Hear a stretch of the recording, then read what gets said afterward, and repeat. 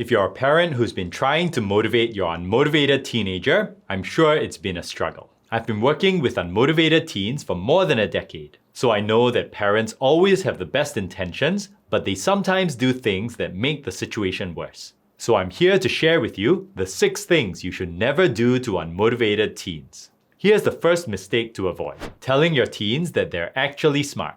Have you ever said something like this to your teens? You're actually smart, but you're just not putting in the effort. Or maybe you've said something like this instead: you have so much potential. If you worked harder, you'd make the most of your potential. You might have intended these statements as a form of encouragement to your teens. But many of my teenage coaching clients have told me that these kinds of statements make them feel even more unmotivated.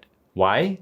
Because many teens have a deep-seated fear that they're actually not smart. If they try hard and still perform poorly, it means they're not as smart as other people think they are. So it becomes easier for them to not try hard, because then they can still subconsciously convince themselves that they're actually smart. They're just not putting in the required effort. That's why it's a bad idea to tell your unmotivated teens that they're actually smart. I'm Daniel Wong, and I specialize in helping teens to thrive. Let's move on to mistake number 2. Engaging a host of tutors for your teens. Many parents of unmotivated teens realize their teens are not going to study hard on their own, so they hire a host of tutors to force their teens to sit down and at least get some work done.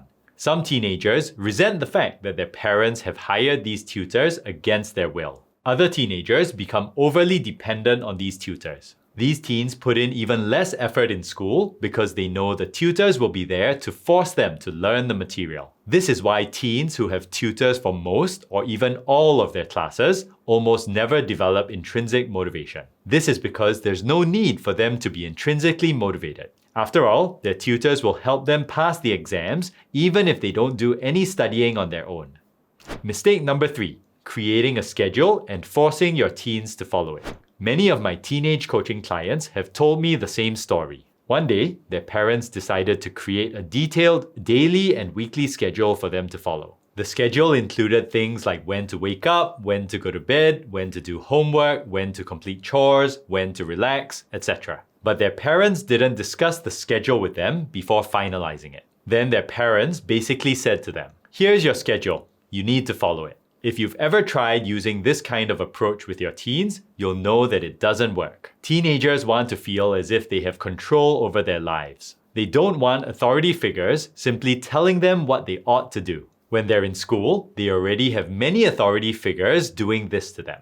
I'm not saying that having a schedule is bad. I'm just saying that you can't force it upon your unmotivated teens and expect them to comply. If you're finding this video helpful so far, please click the like button. And please subscribe to my YouTube channel so you don't miss out on future videos about helping teens to thrive. Quick question: what's the biggest challenge you face with your unmotivated teen? Leave a comment below to let me know your answer. Mistake number 4: giving your teens negative labels. In frustration, have you ever given your teenagers labels like lazy, unmotivated, disorganized, or distracted? I have 3 children myself, so I know that parenting can sometimes leave you feeling exasperated. But the more negative labels you give your unmotivated teenagers, the less likely they are to improve their attitude and behavior. Why? Because they will start to believe that the labels are true and that there's nothing they can do to change. This is exactly what happened to my 15-year-old coaching client. I'll call him Andy. Andy was going through a tough time. He wasn't doing any of his homework and he was failing all his classes. He couldn't get up for school on time and his parents felt like he wasn't doing anything useful with his life. He said that almost every day for many months, his parents would say to him, "Andy, you're so unmotivated and lazy." When I asked him if he wanted to try and make some positive changes, he looked at me with a sense of hopelessness in his eyes. He said, "There's no point trying to change. My parents are right. I'm just unmotivated and lazy." This is exactly why negative labels are never helpful. Such labels reinforce the negative image your teens might already have of themselves. In this way, negative labels become self-fulfilling prophecies. Mistake number 5: nagging or lecturing your teens. All parents, including myself, are guilty of nagging and lecturing our children sometimes.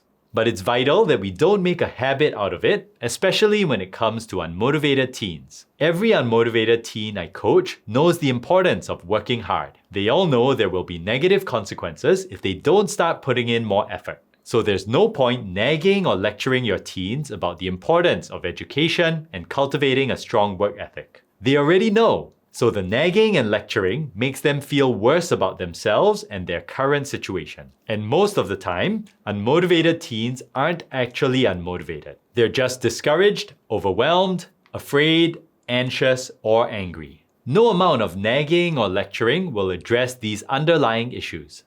Mistake number 6. Rewarding or punishing your teens. Rewards and punishments might work in the short term, but they're harmful to your teens in the long term. Many scientific studies have shown the following. Rewards reduce intrinsic motivation. Rewards can result in short-term compliance, but they don't help to instill long-term values. Rewards have a negative impact on self-esteem. Punishments can lead to rebellion. Punishments strain the parent-teen relationship. Of course, teens need to understand that choices lead to consequences. But it isn't effective to use rewards and punishments to try to get your teens to change their behavior in the long run. So far, we've talked about the mistakes to avoid when dealing with unmotivated teenagers. But what positive steps can you take to motivate them? That's exactly what this free ebook I've written is all about. The ebook is entitled 16 Keys to Motivating Your Teenager. Visit danielwong.com/ebook to download the ebook today. Make sure to put all the letters in lowercase. I've also included the download link in the description below. And here's this other video I've created about how to stop arguing with your teen. If you have ongoing disagreements with your teen, you'll find this video useful. Watch it next.